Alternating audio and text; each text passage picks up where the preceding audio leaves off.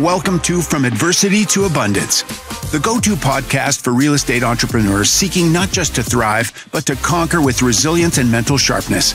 Each week, join us as we dive into the compelling world of real estate through the lens of mental fitness, where challenges transform into opportunities. Get ready to transform your mindset and expand your understanding of what it takes to succeed in real estate. Let's explore these stories of triumph and resilience together. Welcome, everybody, to another episode of the From Adversity to Abundance podcast. I am your host, Jamie Bateman, and today I'm pumped to have with us Nick Prefontaine. Nick, how are you doing today? I'm doing outstanding, Jamie. Thank you for having me. I'm looking forward to this. Yeah, this is going to be a really, I know this is going to be an inspiring and a fun episode as well. For the listener, Nick is a speaker, and he's also the founder and CEO of Common Goal, which is the company that Nick runs, and we're going to get into the specifics of that later. But in a little more, to offer a little more detail, Nick, can you provide some context as to who you are and what you're up to today? Sure, and I actually have a few different a few different things. I get a few different things going on, Jamie. So I'll just high level 10,000 foot view hit on those. So Perfect. with Common Goal, I'm doing a lot of speaking for brain injury associations. And helping those in because I suffered a brain injury, and we'll get to that, Yeah. my snowboarding accident, but helping the those individuals get through that trauma and thrive with the rest of their lives. And that's the work, that's primarily a lot of the work I'm doing today. So, like just last week, just to give Yeah. you a highlights, if you can, if you Yeah. will. Just last week on Wednesday, I spoke for the Brain Injury Association of Vermont at their annual conference, and that was like a 55-minute version of my keynote. Then I got to, with the keynote, get to tell a lot of fun stories, and also get a chance to teach the system that I use to not only make a full recovery from my snowboarding accident, but run out of the hospital. So I'll introduce that today, like a super high level. And then also, I am still involved in a family real estate business. So we buy and sell homes creatively, without using any of our cash or credit. And then as soon as we buy them, we're selling them to rent to own buyers. So there's only roughly 20% of the market that can walk into a bank today and get a loan. The other 80%, I'm not saying they're all good, but there's a large swath in there, a good percentage in there that they make great money. They have great incomes. They have money saved for the down payment. They just can't walk into a bank and get a loan today. So Got it. we're getting connected with them, Yeah. getting them hooked up with credit enhancement and getting them on the path towards home ownership. Homeownership. So a couple balls up in the Yeah. air that I'm juggling It right sounds now. like a typical entrepreneur. um, and for the listener, if you missed it, we did put out a really good episode, excuse me, I'm getting over a cold, so um, with Nick's father, Chris Prefontaine, who that episode came out on December 3rd, 2024. So I'd highly recommend checking that out. We dive into how Chris was able to rebuild his real estate business, which Nick was just talking about, part of that business after the 2008 real estate crash. So I do recommend the listener check out that episode for sure. Um, Nick, before we jump back into your backstory, what's some of the abundance that you're living in today? Describe some of that. What's a kind of a day in your life look like, or a week, or do you have time freedom, money freedom? How would you describe the abundance that you're experiencing today? Well, I think everything for me starts with my morning routine. Like I don't schedule things like first thing in the morning at like 8 a.m. or 9 a.m. because I have such a uh the morning is my time, and Mm-hmm. it's such I have such a routine to get me centered and focused on the day ahead. That includes I get up, I usually walk my dog around the block. Then I'm either working out or I'm meditating, and I meditate for anywhere from 30 to 45 minutes, excuse me. Hmm. And I do that 4 or 5 times a week. I meditate and do qigong, a combination of that. Okay. Uh, then after I shower and have breakfast, and I'll read and write my journal for another 30 to 45 or 30 to 60 minutes. And but all those things allow me to start my day off centered. So I'm Yeah. able to attack the day and be centered and present. So I'm able to impact the most amount of people possible Yeah. to the highest degree possible. I love Uh, that. So, yeah, and maybe we can touch on that again later. It sounds like you really have a very intentional approach to your daily life, and you're able to certainly not control everything, but really set the tone each day for how you're going to be centered and present, like you just said. And therefore, and this is, I'm filling in some here, but you're provided more purpose, or you live in more purpose so that you can create more impact for other people. So to me, that is a very high level of abundance in and of itself. But let's jump back. You mentioned a snowboarding incident and brain injury. Um, let's jump back to age 14, if you would just kind of give us some context leading up to that accident. Sure, love to. So at 14, I was on my way to ski club with all my friends, and all my friends, we and I have brought our snowboard gear onto the bus to get ready. Jamie, so we wouldn't miss a precious moment once we got to the mountain. And we got to the mountain and headed right for the chairlift when the majority of the class went inside to waste time. And it was like 2 or 3 runs, that extra runs that we could get in. So we were all ready to go. We headed right for the chairlift. And going up, we noticed that it was very icy because it had been raining earlier in the day. So people were wiping out everywhere. Hmm. And where the chairlift went over, it actually went right over the terrain park where all of the jumps were. I knew as soon as I saw it that I had to go off the biggest jump in the terrain park.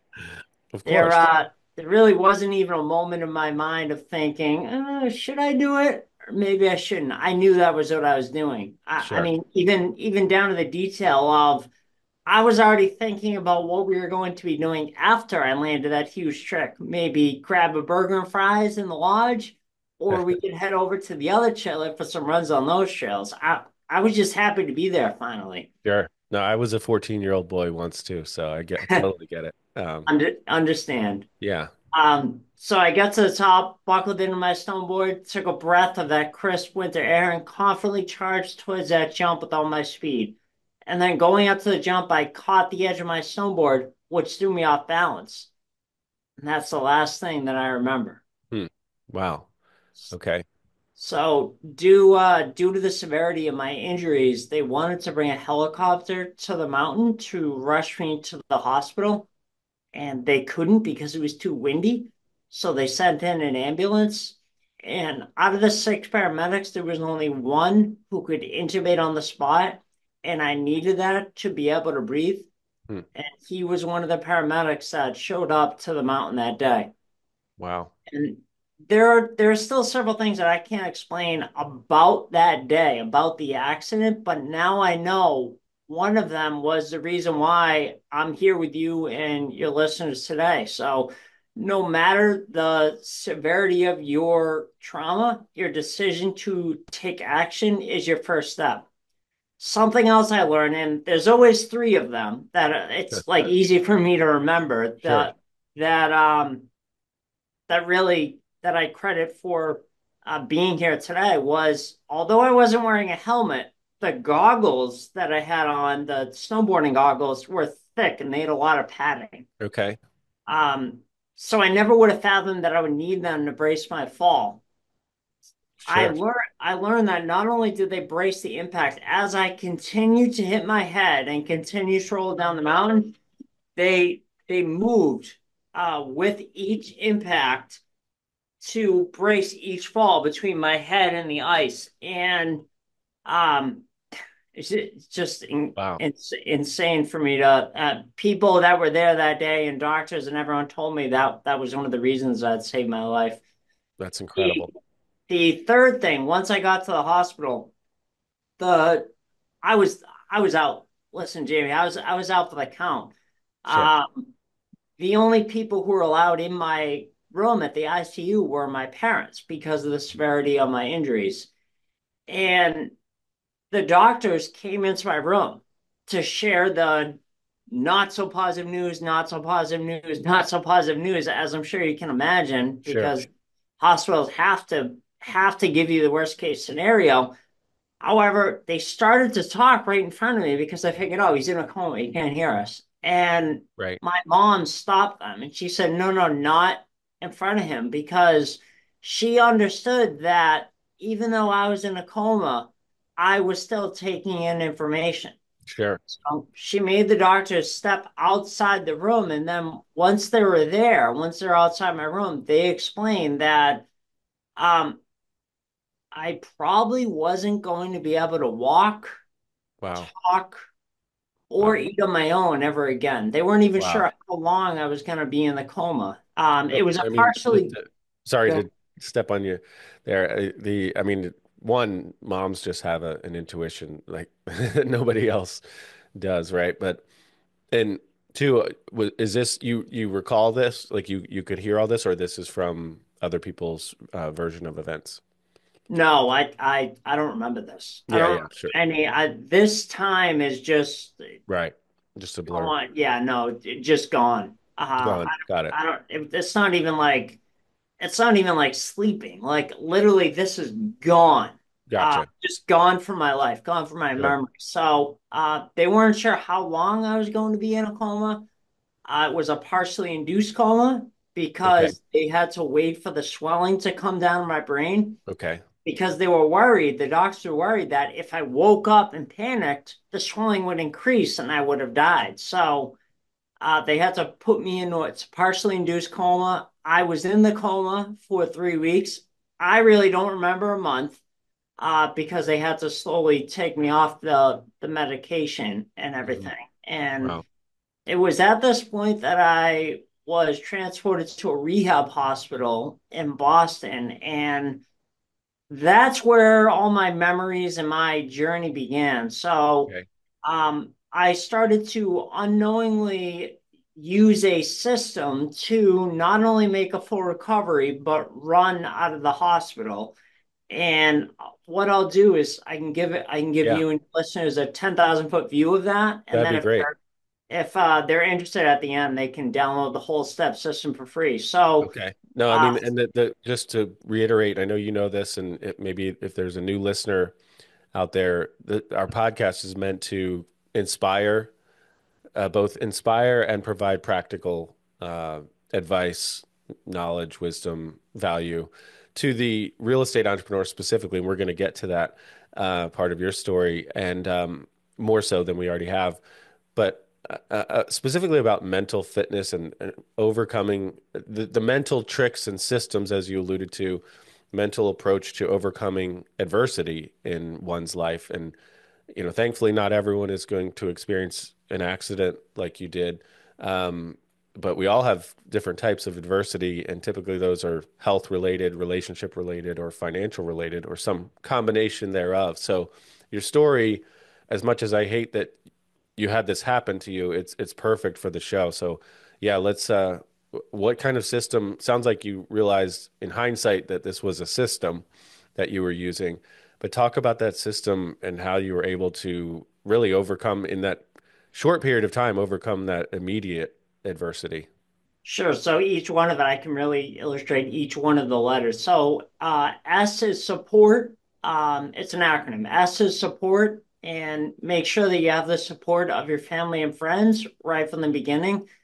This is going to have you falling back on relationships that you built prior to your setback. That's so Uh, good. Yeah. and It's then T is trust.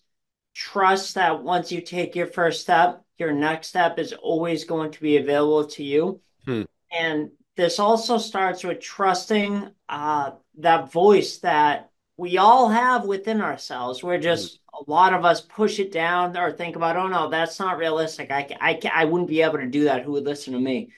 Or that's unrealistic is another one that comes up. So Sure. that voice has kind of, I don't want to say reared its ugly head. That's a ceremony, but that's a saying rather. Right, right. That voice has come to me a couple times in my life. So the first time was at this point, a month after my accident, when I was in the hospital, and I still wasn't audible really at that time. The most I could do was a whisper, if anything, right after I got transported to the rehab hospital, or mouthing words. Mm. However, Wow. I overheard my parents talking with my team of doctors and therapists, and they said they met with them every week. They were my support. They met with them every week, and they said, "All right, what do we need to do to make sure Nick makes a full recovery?" That I that's a great heard, that's a great way to, I don't want to miss that. That's a great way to approach it, right? And number one, I can't imagine what your parents were going through. I mean, that's just a whole, that's a multiple podcast episodes in and of itself. But um, just to approach the problem with the most positive end state in mind is amazing. Sounds like that's what your parents did, right? well, so they had that goal. This was really before I could even talk. I could Sure. communicate by blinking or mouthing words I don't even think it was a whisper at that point. However, I heard in the back of my head when I heard my parents say that, I heard in the back of my head, no, you're going to run out. So them running out of the hospital became our common goal. I was able to communicate that to the rest of the team. Wow. Um, and that's what we are working towards every day and every week. I'm not gonna lie, when you said that earlier, I wasn't sure if you meant literally running, but it sure sounds like you mean Yeah. you ran out of the Yep. hospital. Yep. Wow. So the second thing was okay, so back to the acronym, and this kind of Yeah. illustrates it, is the third letter is E, that stands for energy. So maintaining your energy allows the body's natural ability to be able to heal itself. Medication has the potential to get in the way of that. So obviously within reason here, that first night in the Sure. hospital, like acute things, that Yes. first night in the hospital cost $250,000. Wow. However, a month after my accident, when I came out of the ICU, was the time that we needed to allow the body to heal itself. So Yeah. the this is so interesting that it was right around the same time. I maybe a few weeks after I'd been at the hospital and I still wasn't cleared to walk. So when I would go to bed at night, I would always have my dad or an uncle or my grandfather stay with me. And that was part of my support. And I got Sure. up in the middle of the night, and this was before I was cleared to walk, and I leaned over my bed, and because I wasn't really audible, I Yeah. tried to get my grandfather's attention. He wouldn't wake up. Mm. So I managed to hobble my way to the bathroom and use the bathroom and get back to bed. Nothing happened. However, the hospital found out the next day and they freaked out. Like, oh no, we can't have this and liability and this and that. And Sure. like what we're going to do is give him this many cc's of this medication, that many cc's of this other medication before bed, and that should calm him down so he's able to sleep. And my mom was like, no, you're not. And for the Just, for the listener not watching on YouTube, there was a slight kind of eye roll there. Um, but that was unconsciously that I did that. I didn't realize that I yeah, So go ahead. she Sorry. she said, "No, you're not. Just ask him not to do that." So they asked me not to do that, and it never happened again. However, if I didn't have an advocate with me at all times, Right. they would have just medicated me and doctors, nurses, the work you do is admirable. Yeah. I'm not saying that, but Yeah. a lot of people, you just get treated like a number and just Right. get treated like Absolutely. everyone else. And just I need to chime in briefly here, and this is another one I could spend many episodes on, but um, frankly, we've dealt with our in my family with a lot of issues, specifically with my son, who's 15 now, still struggling quite a bit, but in and out of different hospitals, and not going to get too specific right now, but I couldn't agree more with you that, our medical system, okay, not speaking for you, Nick, but our medical system is great when it comes to trauma and dealing with, you know, surgery or some kind of just immediate need that life-saving, intervention by those doctors and nurses. I mean, it's amazing. That said, it's pretty terrible at prevention of health issues as well as recovery, and also just the navigating all the insurance and Mhm. communication piece is a whole different beast. But A you different do. pod, that's a different podcast, It's a Jamie. different podcast. Get into invoicing and all that stuff, man. I mean, you need to really, as you said, be an advocate for yourself, or have some team or family members or loved ones who are advocating for you. If you're unable to do it yourself, you can't just sit back and kind of just rely on the system to take care of you. And again, maybe you don't have that support system, so I'm not judging the victim here. But it sounds like your parents, and specifically your mom, you know, had a massively positive impact on how things went in the hospital to set you on the right course for recovery. Um, Go ahead, pick it back up if you would. Yeah, absolutely. So P is persistence. So once you take your first step, keep getting up every day and taking your next step, no matter how small.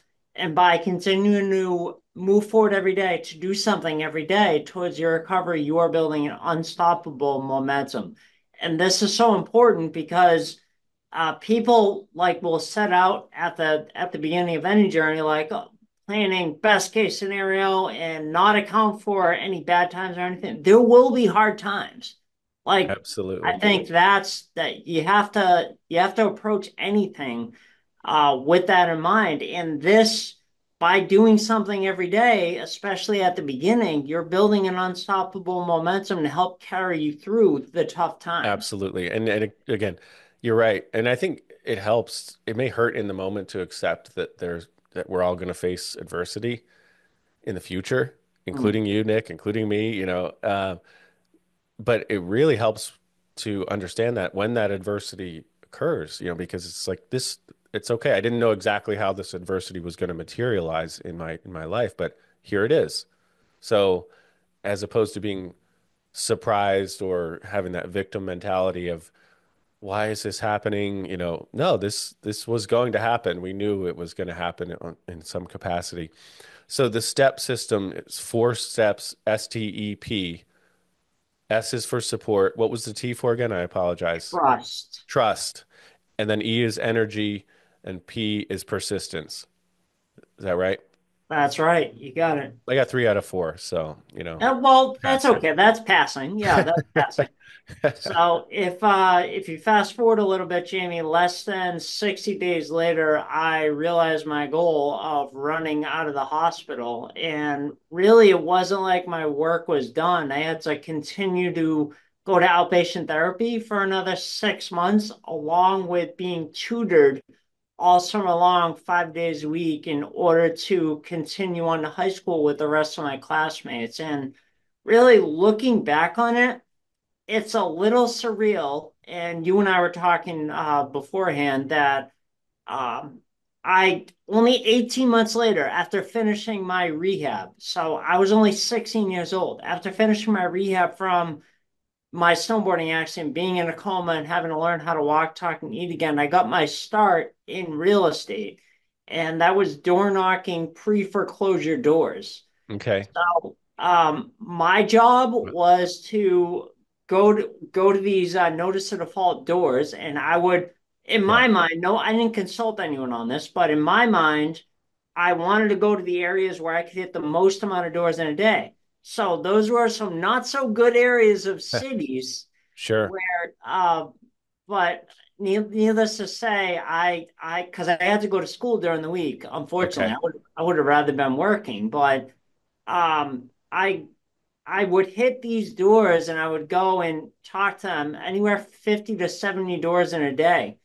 And I Wow. would try to set up meetings for our investor the following week to meet with them about potentially buying their home. And looking back at this, I can see that it was part of my recovery.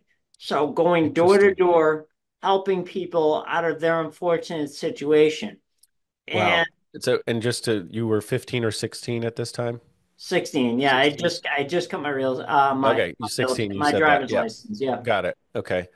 But that's, I mean, I imagine you said you were still, this was part of your recovery. So I imagine your communication skills weren't as strong as they are now. I mean, that's kind of counterintuitive. Let's put this guy in this role where he has to communicate with all of these people day in and day out in an unsafe environment. Uh, But and and it's funny you say that because my mom learned about this story like I think a little over 5 years ago when I told it at one of our events, and she looked at my dad and said, "He did what? You let him go to like bad areas of city and knock on these people's door." I got invited in, and there was like drug activity and everything like a Wow. lot of the time. Yeah. Um, yeah, no, it was fine. It Yeah. was fine. Nothing happened. I Right. was good. Yeah, gotcha. Well, and then it does sound like each of your parents individually played a big role in setting you up for your recovery and success. Um, okay, so but you also touched on the fact that you were serving other people, you're trying to help them. So to me, that sounds like you had a lot of immediate purpose built into your day. Can you speak to that briefly? Yeah, so I at that point it was right around the time the summer, not the summer immediately after my accident, but the following summer, I was reading, picking up books in my dad's library. And Okay. one of the books I read was Cash Flow Quadrant. Yep. Robert Kawasaki's cash flow quadrant, Yep. and it really piqued my interest. And my dad, I grew up in a family real estate business. My dad was a builder, then a realtor, then an investor. So I came to him at the time he was an investor, and I said, "Hey, I want to get involved in the business and help. What's the best thing to do?" Well, right around that time when I came to him, they were exploring the idea of having a bird dog go out to properties and knock on these notice of default doors Yeah. and try to set up meetings for the investor to explore buying the home with them. And it was a perfect fit because I was just starting to study to get my driver's license and everything like that. So Yeah. it was a good fit. And you had energy. I mean, you're younger is what I mean. You know, it didn't have probably a ton of money, but you were willing to get out there and knock on doors and talk to people. So for the I shouldn't speak you about your. I don't know how much money you had, but that's a good opportunity for someone in that situation where maybe you're younger, and there's not a lot of downside to knocking on 10 doors and not getting a deal done. It's like, well, you spent some time, but but really you You learn. practice, I you still learn think exactly. back. I still think back to it is the best training that the best sales training, hands down, that I could have gotten Is knocking on ever, doors. ever is Yeah, knocking on doors yeah, because literally when someone opens a door, you better have something good to say or else you're getting a lot of doors slammed in right. your face. So But I think it's it taught also, me quick. yeah, I've heard that before from successful entrepreneurs.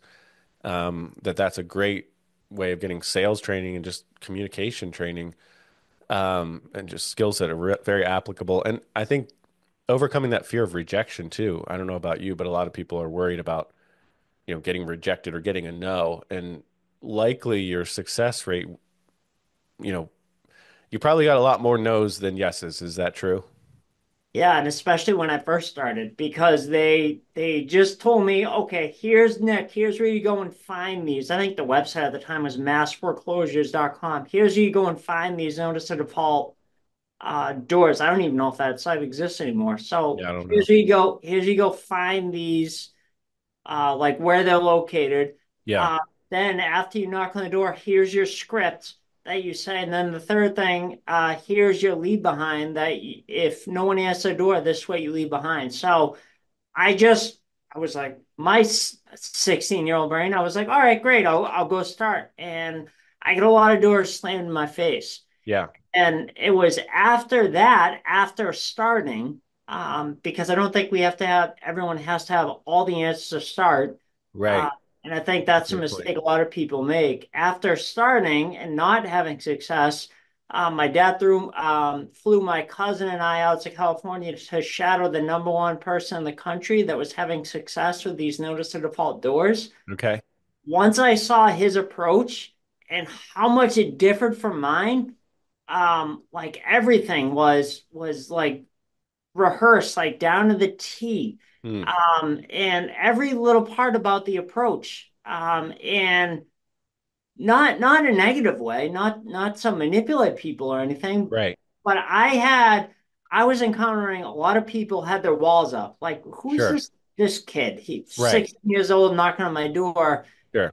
But then once I implemented what I learned from him, I started seeing a lot of success. And as a result of that, my dad owned several properties in this city for even years after I got out of high school. Wow.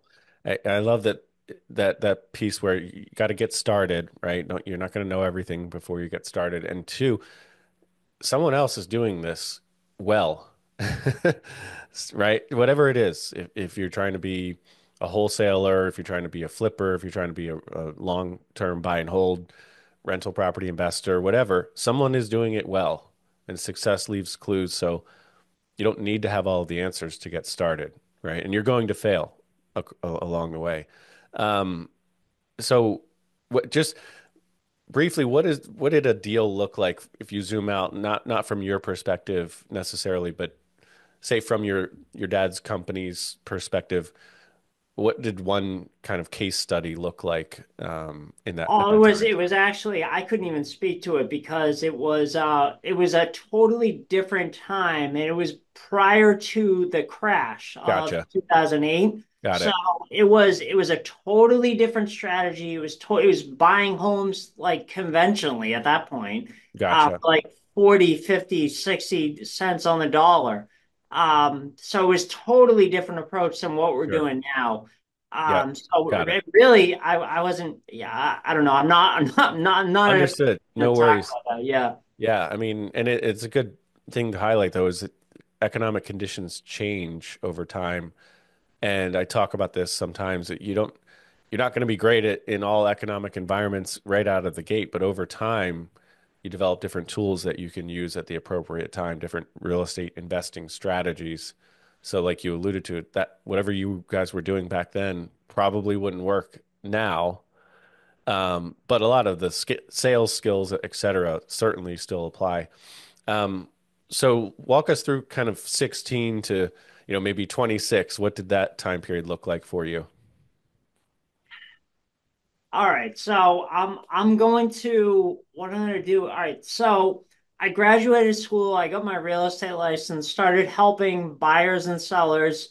And then after that, it was actually in 2012. So I think towards the end of that time that you're asking me about, Hmm.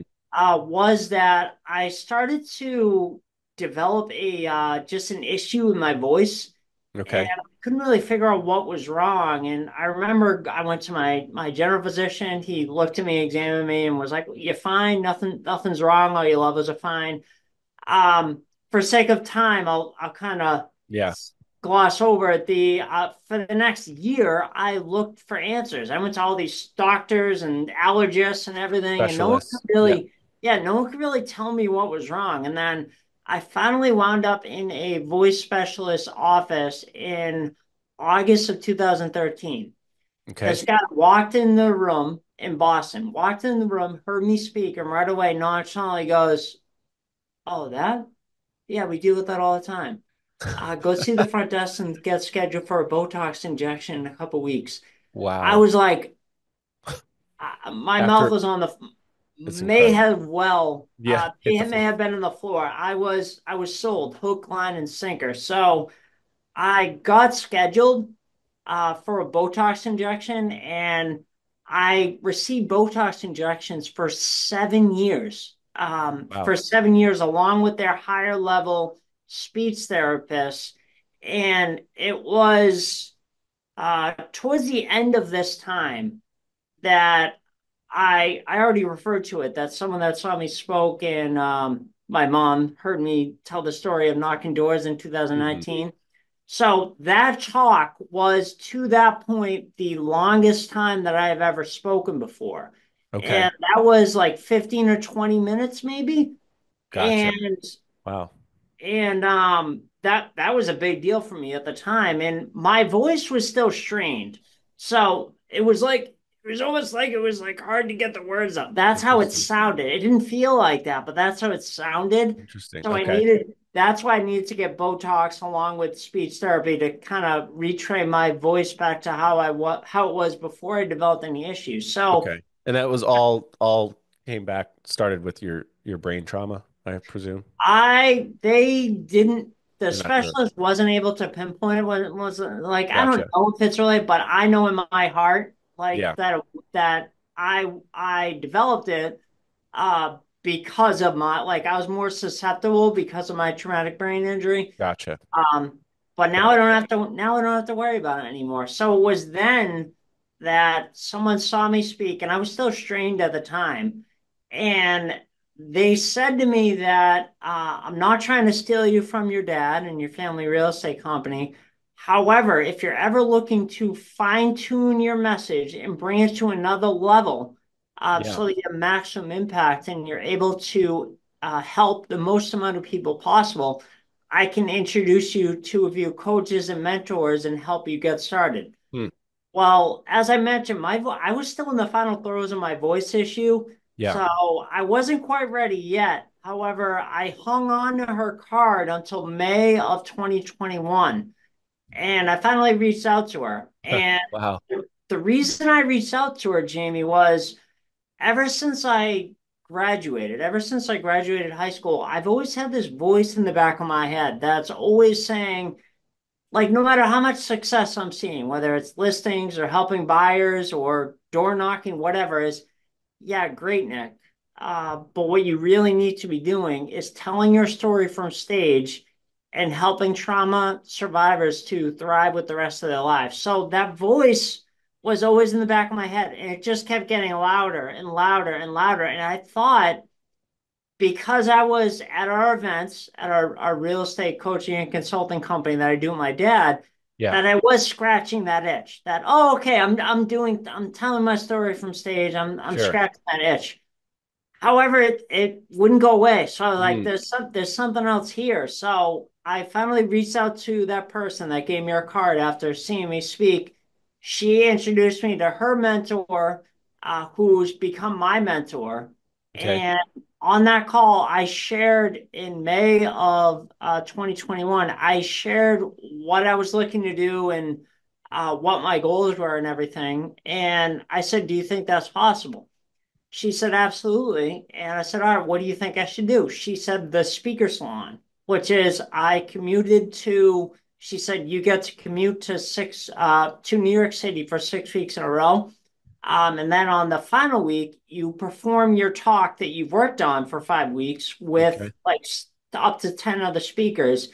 You get to perform that, like a 10 or 12-minute talk for TEDx organizers, event planners, people who will book you to speak. So you get to perform that for them. Okay. You get exposure Yeah. to them. Yeah. Yep.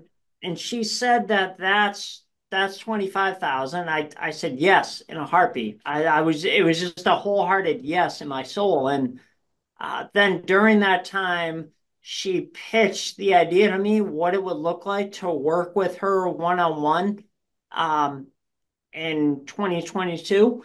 And she said she works with speakers and she specializes in helping them build out their speaker platform.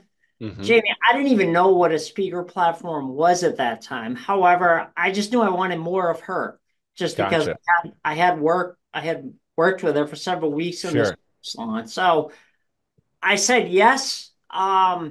She said, that's 75,000. I said, Wow. I don't have that lying under my mattress. Yeah. So give me a week.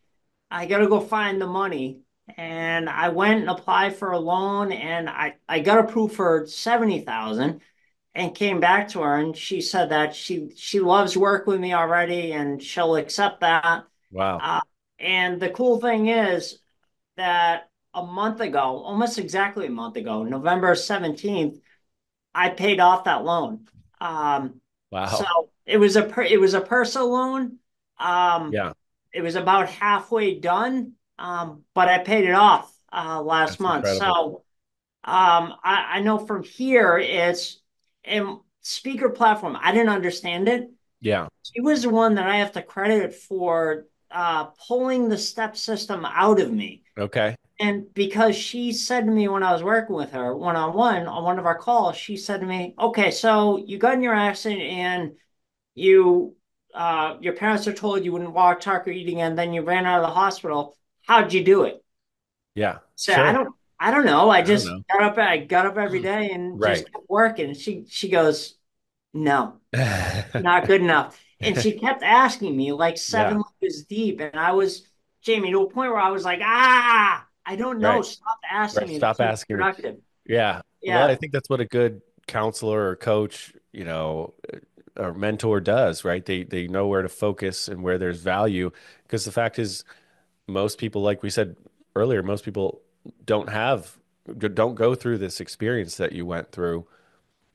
So if you were to have just stuck with, sharing your real estate story, it's like, okay, there's a million of these people out there. Why is his story any different? Well, because you went through this unique adversity, you have this opportunity that other people don't have. And then she saw that in your story, but she had to draw that out so that the message was more clear. And first, so that you understood and you could see with clarity what the process was that you had employed. Um, so okay, so we're getting close on being out of time here. Um, so that was 2022. How have things in the last 2+ years progressed for you? Oh my gosh. As I said prior to her, I'm the longest I spoke was like 15 or 20 minutes. Now I'm speaking to brain injury associations, mostly at their annual conferences, sharing anywhere from 50 to 60-minute keynotes. And also, then at the end of it, which at the end of this, I'm going to give away as well. I'm giving away my step system, the whole step system. So, um, it's really important um, that I'm sharing this with people. And the step system is free. It teaches you all about support, trust, energy, and persistence. And like I said, it was just a 10,000 foot view about what we cover. But the just on Wednesday, less than a week ago, I Yeah, told that 55-minute version of my yeah. keynote. And to me, if I thought of that 3 years ago, I would, if you told me I'd be doing that, I would have told you were crazy. Um, Yeah. it's amazing. And Well, I think that is awesome. And if you could make sure we get that link to that talk, oh yeah. that'd be great. We can put it in the show notes. But I remember your father speaking about the value of mentors and coaches and things as well in his own story.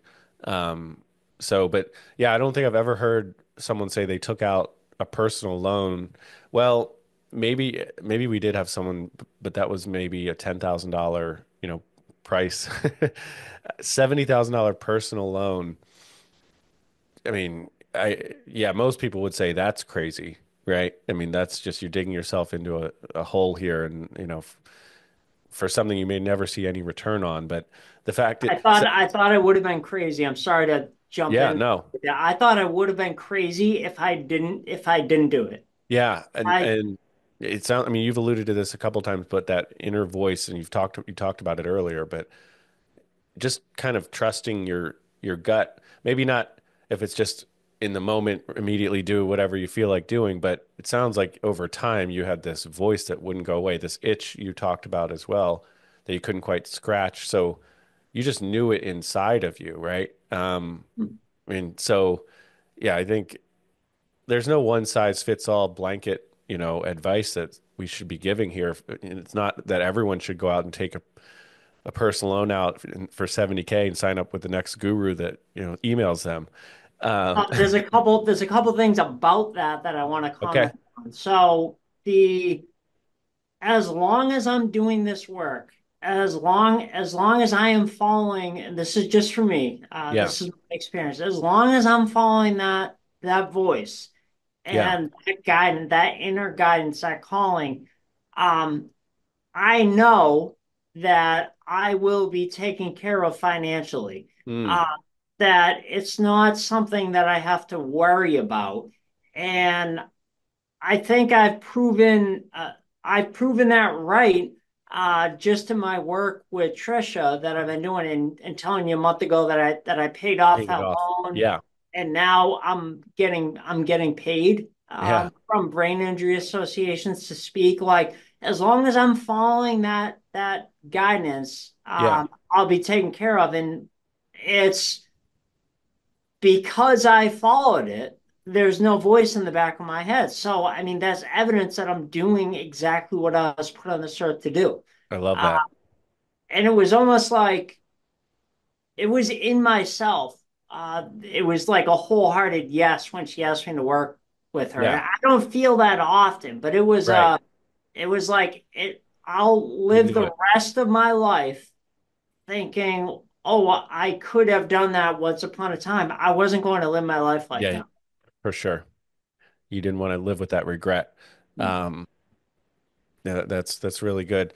I mean, and that's a common question we get, a common issue that entrepreneurs deal with because we get so many opportunities and that's what we see often is opportunities. And so I think a lot of entrepreneurs say yes to too many things.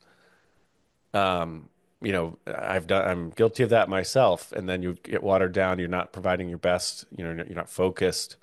Um, but if you feel that in your soul, in your core, that it's basically a hell yes, you need to do it. And even if it didn't work out, it was still the right choice. So um, I've got a bunch of rapid fire questions that may keep you on your toes a little bit. Are you ready for those, Nick? Yeah, Jumping up and down. I'm ready for you. Yep. All right. What is one thing that people misunderstand about you? That one's a tough one.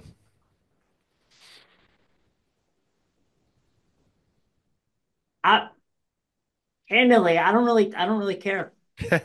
I love that. We have not had that answer. That's great. If you could, That's their business. That's not my business. I don't care if they misunderstand me. if you could have coffee with any historical figure, whom would you choose? I love this question. So the I had a mentor coach me when I was in real estate, like as for a real estate agent when I got out of high school. When I got out of high school, my dad connected me with someone for their coaching program, and I was in their coaching program, and I connected with one of the coaches, and I went and visited his office several times and spent the day with him. I shadowed him and had lunch with him and everything, and he said one of the most important things that I'll never forget.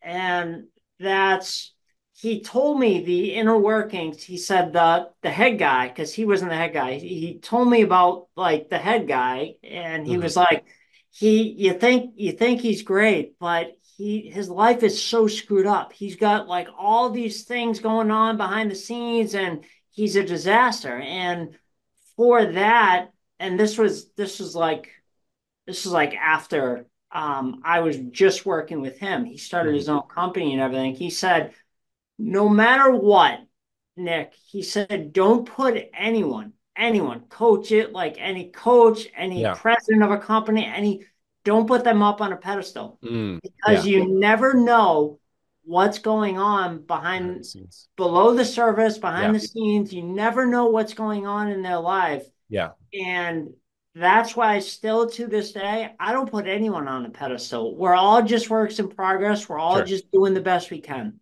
Gotcha. So you wouldn't have coffee with anyone? No, Gotcha. no. Well, I'd say, Well, you know, I trust that if I'm meant to, yeah, you will. it'll happen without me having to force it. Got it. Um, so Sure. it's trusting life a little bit. Okay.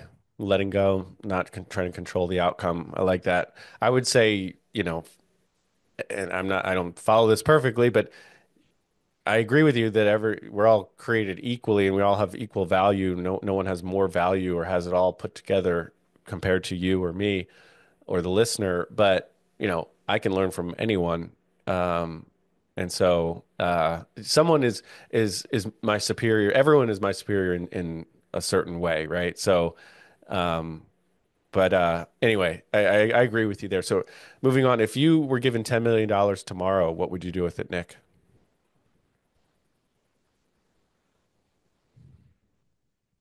Wow, I love the question. So I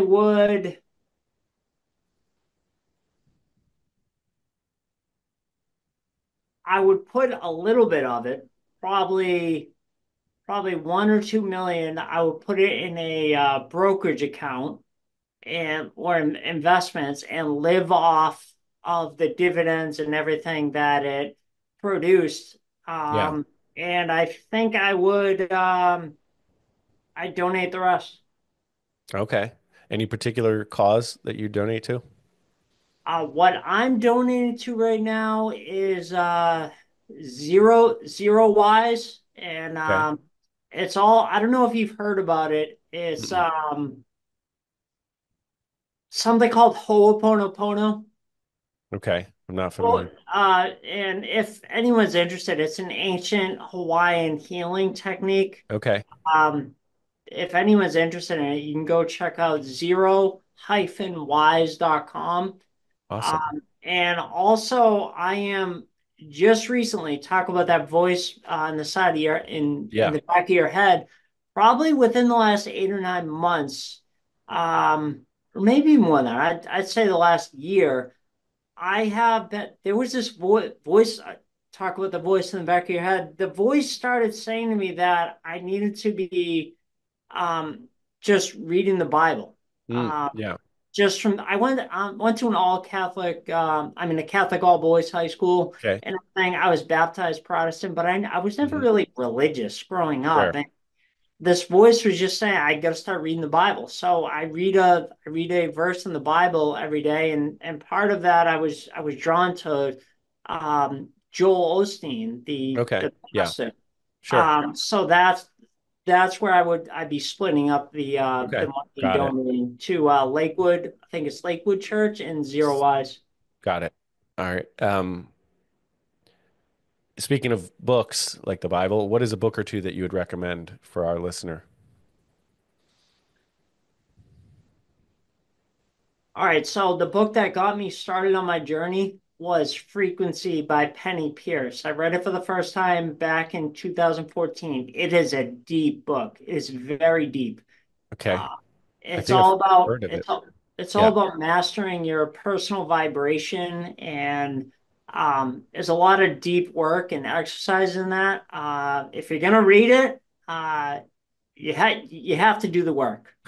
Gotcha. Because if you just skim over it, Yeah. you're not gonna. It started me on this path, I believe, um, because I even had the inkling 10 years ago that I should be doing this type of Wow. work I'm doing Okay. today. No, that's a great one. Thank you. Frequency, the power of personal vibration. Um, I have to check that out, but only if I'm willing to do the work. Well, she has newer books, and Gotcha. they all go deeper than that, but that's the one that kind of started me. That's not the very first one. I think there might be one or two before that, but that was my first. Sure. So, A few quick questions. We'll try to keep them succinct here, related to real estate more so. Um, what do you think is the biggest psychological barrier that real estate entrepreneurs face today? uh, giving up. Got Um, it. in my experience with this is with speakers and real estate investors, Yeah. I see that they just give up way too soon, and Okay. they don't let the they don't let the results of their work, like them getting lucky because they've been around and they've Yeah. been doing the work. They don't give themselves the opportunity to collect those. Interesting. That's really good. Actually skipped the question about luck, so I'm glad you hit on that. Um, okay, so don't quit. So that's where the P in your STEP program comes in, right? Persistence. What is something in real estate specifically, real estate investing, that you find controversial today?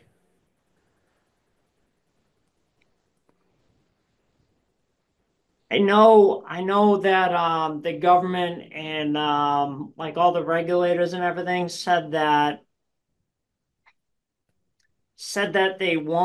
we won't have another market crash or anything. However, I'm seeing the same thing. I've been seeing it for a few years. I'm seeing the same type of things go on, like zero down, buy a home for zero money down. Yeah, I'm seeing that advertised and I cringe just because that should never exist. sure. I agree. Ever. No For one sure. should ever get a zero down loan. Right. Absolutely. Um, what is one question that you wish I'd asked, but I haven't?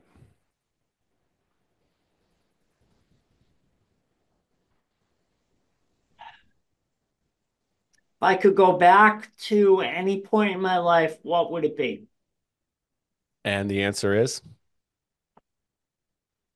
Right now, every day gets better. And every day, every year, every week, month, everything just keeps improving. And I don't want to go backwards. I only want to go forwards. love that. That's really good.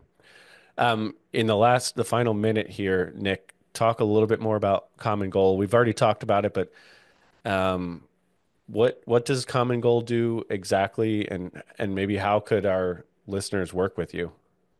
Sure. So we work with people, and I mentioned brain injury associations because I'm reaching out to them and saying, hey, I think I'd be a perfect speaker for your audience Sure. because I had a brain injury. Got However, some credibility however, there. However, the application of the step system is so much more far-reaching than that.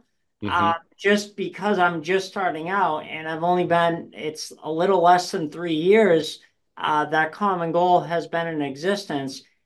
That is my kind of the niche that I'm starting in or Gotcha. starting with. Hmm. However, the applications of this are definitely far-reaching, and it's not just brain injuries; it's Hmm. any kind of a life challenge or other trauma, or other crisis. And then even beyond that, it's the entire process that how did I launch Common Goal, the Mm, step system. Um, sure. and how do I continue to move forward and continue to improve and get better and get more Yeah. stages, and contact more organizations and get more opportunities to speak and Yeah. start speak all over the world. It's the step system. Gotcha. The step So system is really how I've just my internal process, sure. how I was brought up. So at this point, practically speaking, if I'm a real estate investor listening to this show, it's mostly about maybe hiring you to speak to at my RIA club or something like that, or um, you don't do one-on-one coaching or anything like that, right? No, I do work with people one on one. Okay. However, the first step, and I know we're coming up to it here on the Yeah. timeline, but I'll give you a couple different things. Yeah, that'd be great. So um the step system and the same system that I use to not only make a full recovery but run out of the hospital. You can download the whole thing for free at nickprefontaine.com/step. Anyone that's interested in working with me, I'd recommend going through that, then going through the $37. That's the only program I have, the only product I have right now. Gotcha.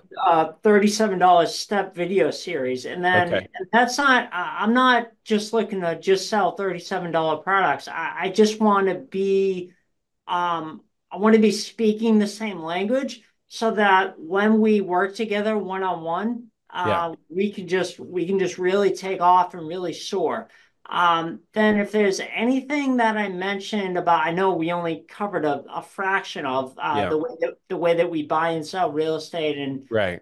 help buyers and homeowners But and everything. we did go over that on the prior episode with your father, so the listener Good. can check out some of Yeah. that. So if there's anything about that piqued any of your listeners' interest about what I talked about, they can go to our website, smartrealestatecoach.com, and get registered for a free master's class on there. That's going to Perfect. teach you all about how we buy and sell homes creatively. And then at the end of it, if it's something that you're interested in, because it's not a good fit for everyone, you'll be able to take the next step at the end of it. I love it. That's really good. So those are the two best places for our listeners to reach out to you online? Yep. Fantastic.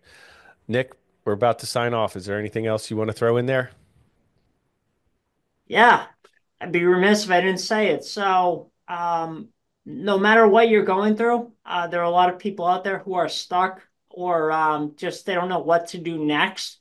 I just encourage whatever you're dealing with to just get started.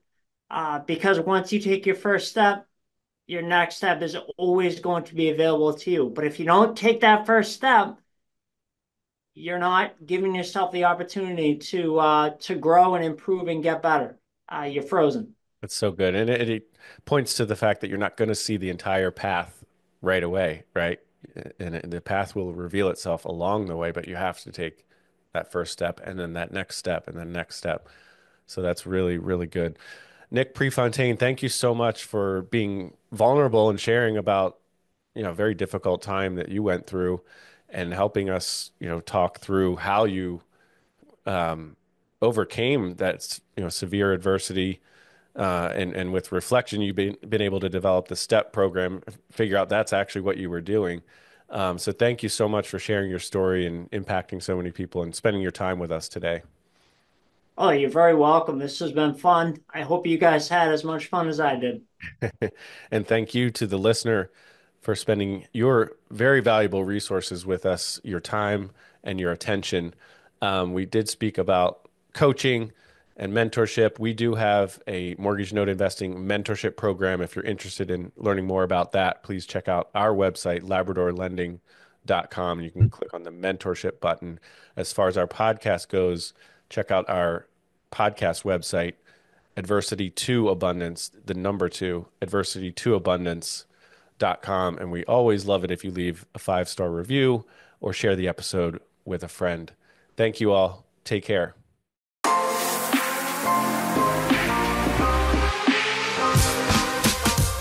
Thank you for joining us on From Adversity to Abundance. We hope today's episode has equipped you with valuable insights and practical advice to elevate your real estate journey. For more inspiring stories and resources, visit us at www.adversitytoabundance.com. If this episode has inspired you, please share it with a friend who could also benefit from our conversation. Together, let's turn adversity into abundance. Until next time, keep building your mental fitness and your real estate empire.